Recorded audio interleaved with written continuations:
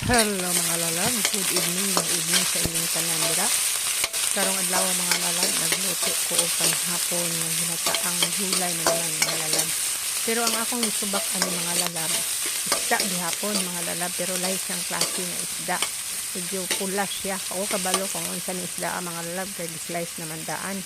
Kanya wala man tay kalabasa mga lalab. So ang ato ang mga gulay dire, sikwa, patula, talong o nay dahon-dahon mga lalabs nga wa ko kaila kay mga dahon-dahon na diri sa Thailand. So mikos-mikos lang ta sa Bombay, ahos uloy mga lalab.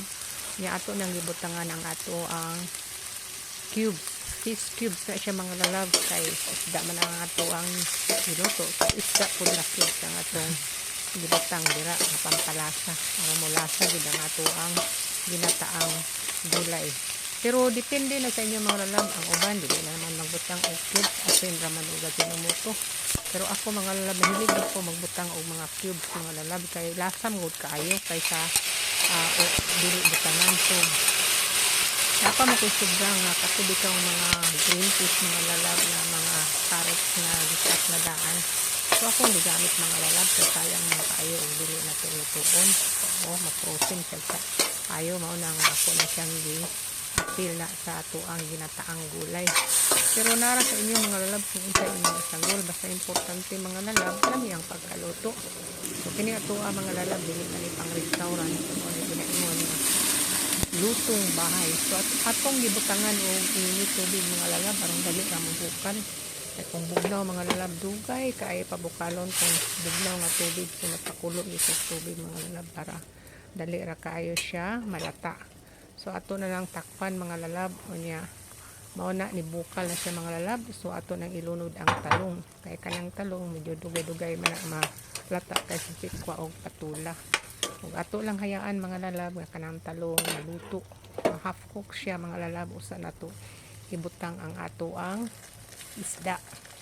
So akong gidugangan og sabaw mga lalab, kay medyo ni hubas man ang sabaw, gidugangan akong sabaw kay kini akong boss mga lalab, hilig gid siya sa sabaw, basta ginataang gulay mga lalab, hilig kay siya sa sabaw. So nikulo nang ato ang talong mga lalab, medyo hapok na mao na ginaingon ako mga lalab nga isda nga slice daan nga nakalit na sa mall. Siya man nagpalit na mga lalab, pero wako kabalo sa klaseng isda. So itong gibutang nga tanglad mga lalab, napamantay Bombay na slice na kung dagko sili na atsal para dali atong gulay ini lang kay kung magulay pa nga away siling atsal mga atsal mga lalab, di ra gyud kung naay siling atsal. So akong gibutang ang ajinomoto mga lalab, ajinomoto flavor. Kaning ajinomoto nila dire mga lalab di kasabot mga lalab, kay lahi siya og lasa. Kung pula ang imong gamiton, lahi ko siya lasa. Mao na natong patulag sikwa mga lalab, kay dali ra man tayo ng patulag sikwa lutuon. So gilunod na nato atong patulang sikwa. Lami kay na mga lalab, kay humot kay ng gulay basta kanang ginataan gani nga patula. Humot kay na siya mga lalab. So ato lang na pasagdan ng lalab nga mo malata ng patula usa nato ilunod tong ato ang dahon-dahon nga wa gani ko kaila mga lalab no, kay diri sa Thailand mga lalab wala gyud kamunggay niya nga akong alugbati mga lalab gamay na malampong dahon. So lata na ang patula mga lalab, so ato na ilunod na nato ang dahon-dahon.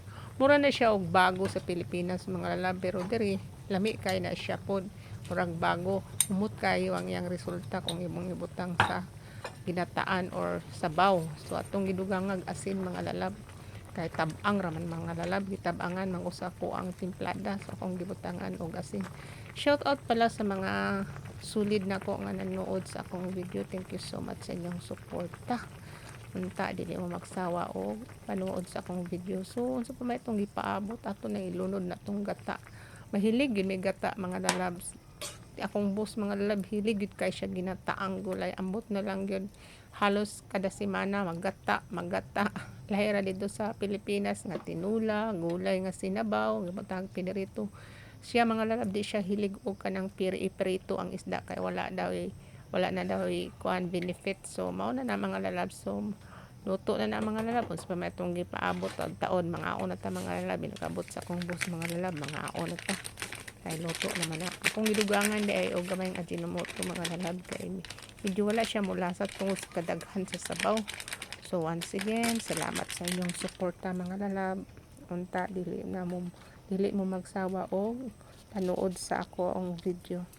2 minutes from now mga lalab, ato na nang paungon ato ang apoy diha. So, thank you once again sa atong ginataang gulay.